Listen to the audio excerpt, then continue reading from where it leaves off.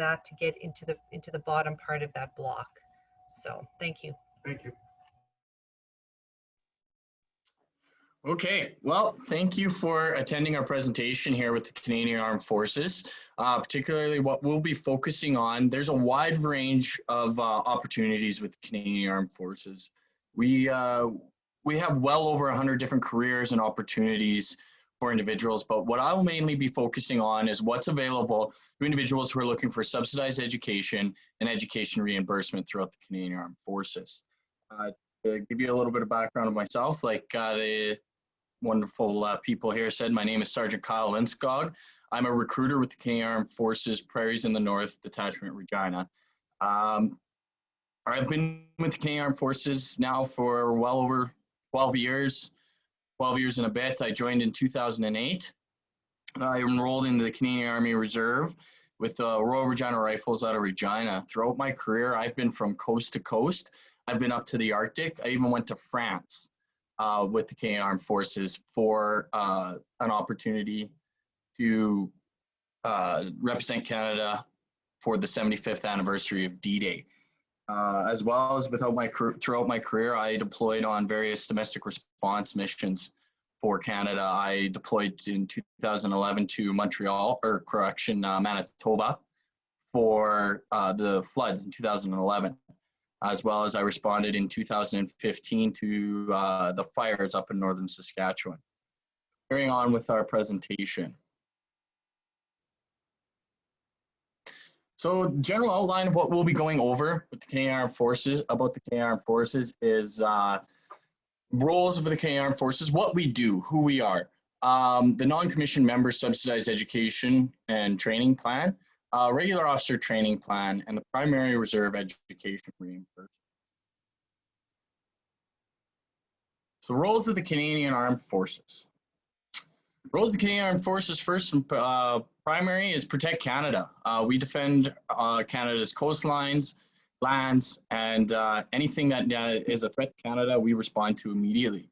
We also work in conjunction with our allies, the United States of America, in the defense of North America as a whole, as well as NATO allies throughout the world and the globe. We contribute to international peace and security missions, mainly under the direction of the UN. As well as we are a aid to civil power, civil authority. So a good example for this is the Canadian Forces response to the COVID-19 pandemic.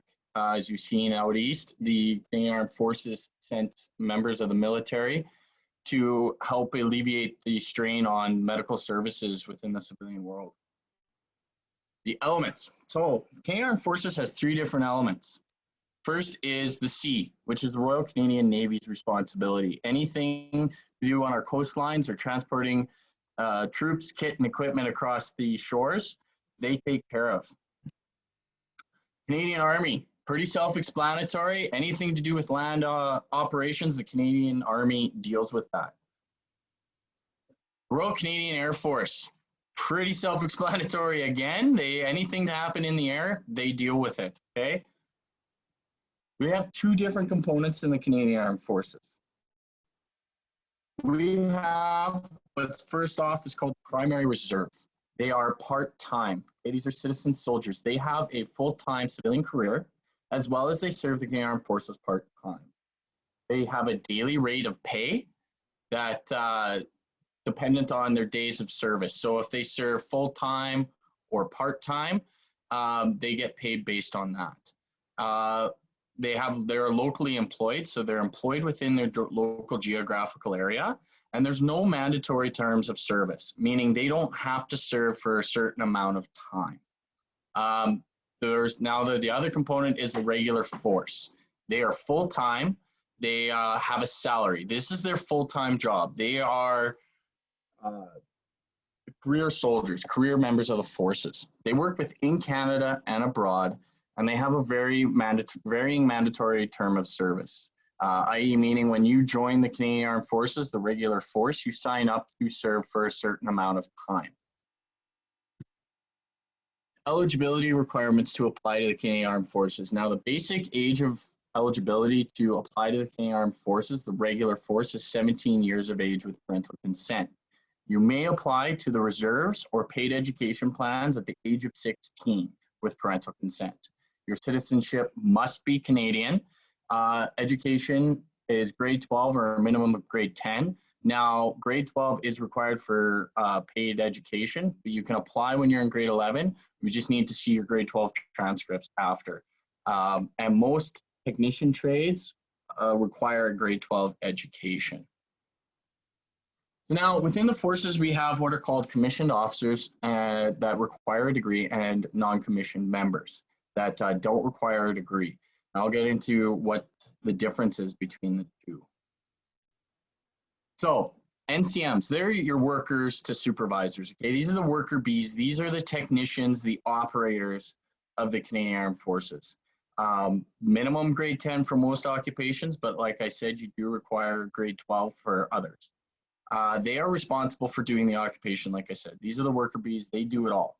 Now you got the officers. These are the administrators, the managers. They require a university degree or have to have the ability to obtain one. They are the decision makers / policy makers, and they have the higher responsibility, okay?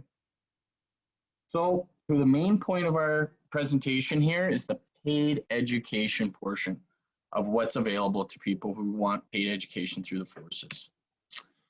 So what we have first off is the NCM STEP, non-commissioned members subsidized training and education plan. This is what I like to call our, it's a military apprenticeship, for lack of a better word. You go to school, we pay for your tuition, your instruments, and your books. We pay you while you're going to school. We have hired you already. You have a job. You just need to learn how to do that job. So we send you to school to do this. This is limited to certain trades, mainly very technical trades like dental technician, so on and so forth, that it's better and more beneficial for you to go to a technical school that has everything set up for you to learn that occupation. The salary you could be looking at, you're roughly starting off at that $35,000 a year salary, and it goes up to around that $50,000 a year mark. That's mainly for programs that are exceeding 2 years. Upon graduation through the NCM STEM program, you're promoted to corporal and you earn the annual salary of $60,000. So not bad for going to school and you start out and you're making $60,000 right out of school. And like I said, they don't have to look for a job. They already have one. They just need to learn how to do it. Next is a regular officer training plan, or ROTP. This pays up to 4 years of university. Now, it pays for your tuitions, books, instruments. Okay, you receive a salary while going to school, roughly around that $26,000 a mark. You can also study to be a doctor, dentist, social worker, and pharmacy occupations that are available through this. As well as we have what's called the Alloy Aboriginal Leadership Opportunity Year. Okay, so the Alloy is specifically for individuals who are of the Aboriginal ancestry, Indigenous community. They do a 1-year preparatory university year with the Canadian Armed Forces, as well as they learn leadership and other military skills. And then after, they have the opportunity to either go to RMC, civilian university, or they could just say, you know what, I don't want anything to do with the military after this. I'm ready to go to university. I'm going to go my own route. Now, as you see there, you got Royal Military College or civilian university. With the ROTP program, if your degree is offered at the Royal Military College, you would have to attend the Royal Military College. The civilian university portion is mainly for very specialized degrees, i.e. nursing. So if your child wants to study nursing and have the military pay for it, they would attend nursing school, for example, at the U of S or U of R. They have to be accepted into a nursing program. And if they are accepted under the ROTP, they'll study nursing. And once graduated, they're employed as a nurse with the Canadian Armed Forces. The primary reserve education reimbursement. You receive up to 50% of the tuition and book costs, up to a maximum of $2,000 per year for 4 years. Now with this, you must be a member of the Canadian Armed Forces Primary Reserve, so they must enroll in the Canadian Armed Forces. then complete their basic training, and then they can apply for the bursary. This is a reimbursement, not a subsidy. And there's no obligation to complete a certain term of service. So, for example, if your child isn't sure about committing to the forces, they do want to go to school, degree, or they want to take a technical trade, this can be paid towards that and try that. And then they can kind of dip their toe in the water with the Canadian Armed Forces and get a better understanding of it. The benefits of the CAF. So why should somebody try to even join the CAF? Why is it even worth it? Now, even though we'll pay for you to go to school, we'll employ you, this is where it really is here. This is where I'll sell it to you, okay? You have full medical dental plan. You're 100% covered. When you're employed with the Canadian Armed Forces, you're covered 100% for medical costs. When you're in the Canadian Armed Forces, the full time with the Canadian Armed Forces, when we tell you to move somewhere or go somewhere, we pay for it all. Full cost move to at the completion of training to your new unit of employment. You start out with immediate 20 days paid vacation. Okay, you're paid for it. You go on vacation. You're still receiving your wage. And then after 5 years of service, you get 25 paid days of vacation.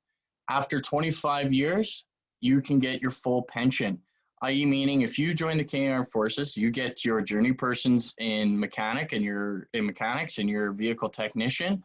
You join at the age of 17, you finish off, you're in your early 40s, you have your journey persons, 25 years of experience in the trade, you can still start another career and pull your pension.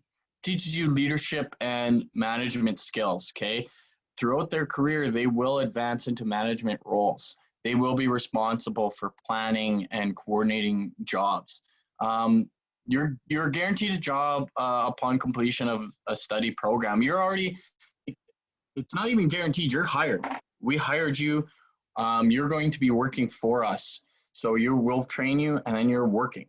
You get a sense of pride and accomplishment with the Canadian Armed Forces. Like myself, there's things I've done I never thought I could have ever done before. I went and spent 2 weeks up in the Arctic, right on the tundra, very harsh climate, very, very challenging, but that's one of the best experiences I've ever had in my entire life, doing that, as well as going to France for the 75th anniversary of D-Day, and getting to see how glad they were for what Canada contributed to World War II. So lots of opportunities with the Canadian Armed Forces. Now, I know that was really quick and very kind of direct general information about our paid education. Like I said, there is a lot of opportunities, a lot of information out there for the Canadian Armed Forces and for individuals who are wanting to have paid education. If you're wanting to know more, you can phone us directly at our office, 306-780-6550, and ask to speak to a recruiter. Our website has information on all these programs and much more the Canadian Forces has to offer at www.forces.ca, as well as you can email us at info.regina@forces.gc.ca. Thank you very much. Any questions, you can direct them to the chat. My colleague, Petty Officer Second Class Boris, is there and able to answer any questions you may have, as well as you can call or direct any questions to us.